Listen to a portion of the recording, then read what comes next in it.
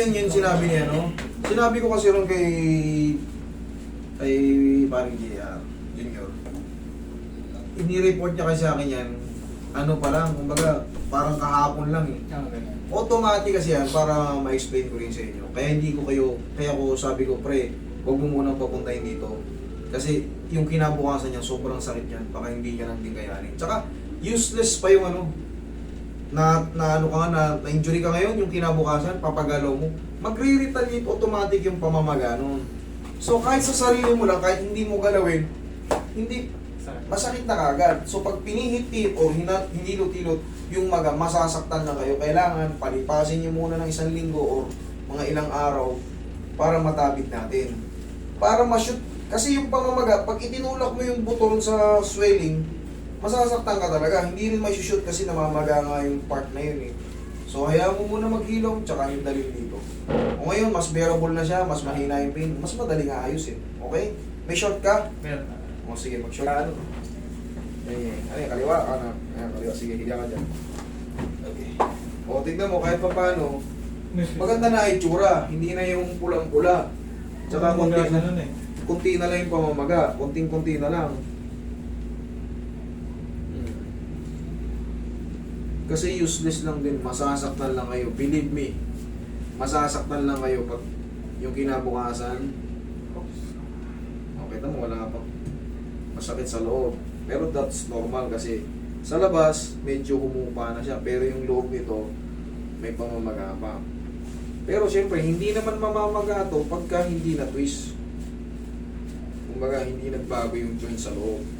Yun ang gagawin natin. Pero unahan ko mo ito ng magic paw natin. Ano pa lang to eh, 1 linggo no?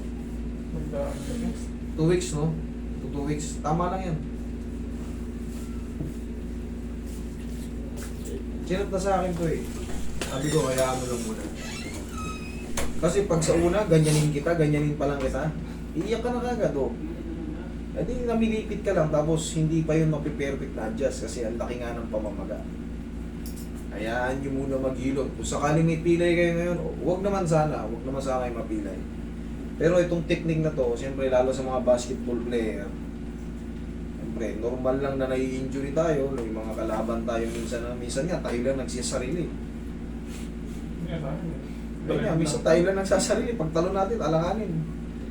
Pag bagsak, point. Alanganin bagsak, tutulong.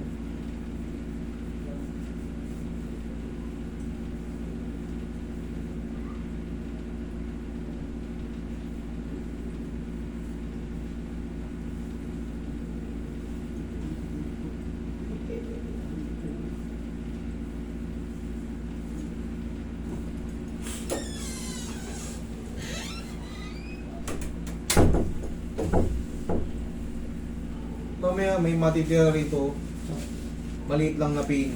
Tapos, wag nyo lang munang i-challenge yung pinakasagad na tubig. Bakit? Kasi yung swelling, pag inipit mo, syempre, magre-react yun. Okay? Pero mamaya, pag tinapak mo, pag ginanong-ganon mo, mas the best na. Relax lang.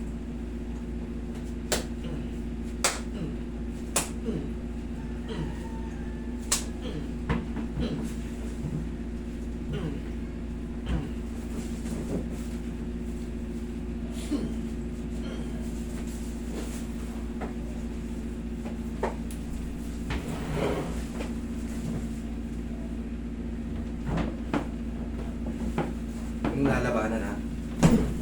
Thank you. Basta to. Perfect na yan. Basta may narinig na akong gumalaw dun sa loob. Meron yan. Alam ko na yan. Kailangan lang naman yan. Diretso hatak. Meron kayong dalang ano? Okay yan. Pwede yan. Basta mantagal. Ano yan? Yan. Yung ganito, okay, bumili ng ganito. Useless to. Ang pinaka-the best na bibili nyo, kasi pag ito nabasa, mag-bacon yan. Tsaka wala siyang purpose oh. Ngayon, pwede na to, parang pang-gripping lang.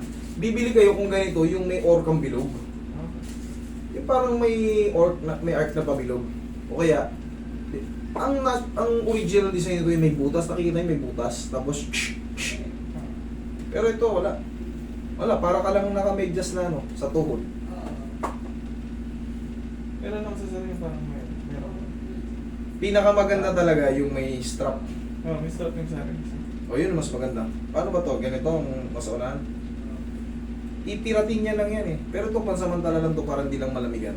Kasi dito na eh. Para ka lang naman nagmedyas ito. Pero kung maglalaro ka sa court, Hindi na. wala to.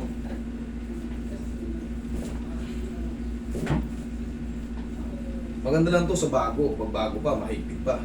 Pero pag nagagamit mo na siya, pag nag-bacon na hindi to, wala, para kang nagsuot ng ano. Wala lang. Para ka lang ano. Ah! Okay. Okay. So, last na to. Ah, shoot. Okay. Thank you.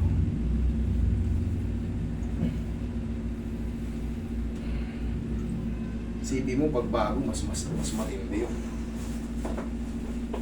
Sige, lambutan mo lang. Laglag mo.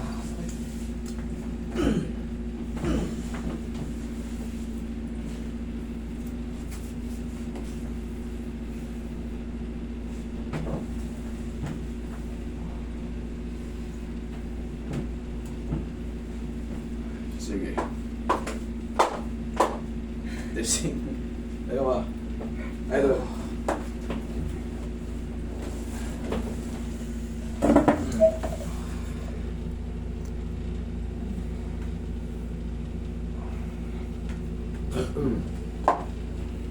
Pumitikan sa kata. So pagka ganito sa ano, kailan pwedeng Kailan pwedeng ano? i-bike? 2 weeks. 2 weeks. Kahit 4 to 5 days kasi, maayos na yung lakad mo yan eh. 4 to 5 days. Kaya ako sinabing 2 weeks kasi baka, siyempre magkakaiba tayo ng metabolismo, yung paggaling ng sugat natin o paggaling ng mga injury natin. Allowance na 1 linggo nun, pwede mo nang yan. Pwede mo nang yan. Well, sa'yo ni bike. Kahit ngayon, ito nga.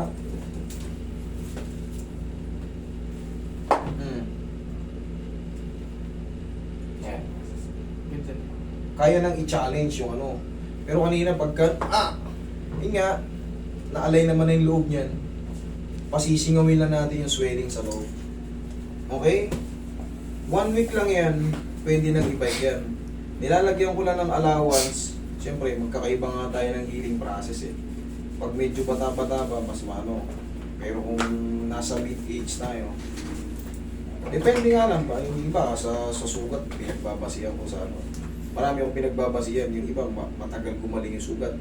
May lahi ba kayong diabetic? Wala naman. Wala. Okay, very good. Mas maganda. Lakad ka nga. Ito. O ano, kaya na. Kaya na eh. Oh, sus. Hino. Na ano lang yun, nagkaroon lang ng gulat si Sir kanina nung in-adjust ko. Kailangan talaga eh. Eh isipin nyo kung bago ba yun, adjust ko baka nag-ihi ka rito. O, kailangan lang may allowance. Huwag kayo magpapa-adjust ng kinabukasan lang. Naku, useless lang yun, masasaktan na kayo. Okay sir, ang gagawin mo lang yan, happy. Thank you.